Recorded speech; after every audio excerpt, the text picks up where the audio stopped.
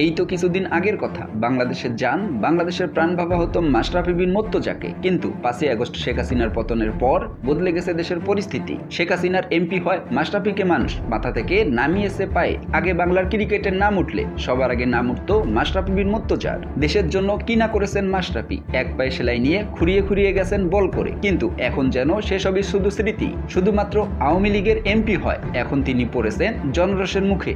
এবার মাশরাফি বিন মুর্তজা এবং তার পিতা গোলাম মুর্তজা স্বপন সহ 295 জনের নাম উল্লেখ করে লোহাগাড়া থানায় দ্বিতীয় মামলা করা হয়েছে। পুলিশ এই মামলায় দুজন এজাহারভুক্ত আসামিকে গ্রেপ্তার করে সকালে জেল হাজতে পাঠিয়েছে। সোমবার রাতে বৈষম্য বিরোধী ছাত্র আন্দোলন নড়াইল জেলার সমন্বয়ক এই মামলাটি দায়ের করেন। মামলায় বাদী অভিযোগ করেন মাশরাফি স্বৈরাচারী ফ্যাসিস্ট আওয়ামী লীগ সরকারের নড়াইল জেলার গুন্ডা এবং সন্ত্রাসী এমপি। আর মাশরাফি বৈষম্য বিরোধী ছাত্র জনতার কর্মসূচি চলাকালে লোহাগাড়ার চৌরাস্তায় ছাত্র জনতার উপর হামলা করে, এজন্য তার বিরুদ্ধে মামলা করা হলো।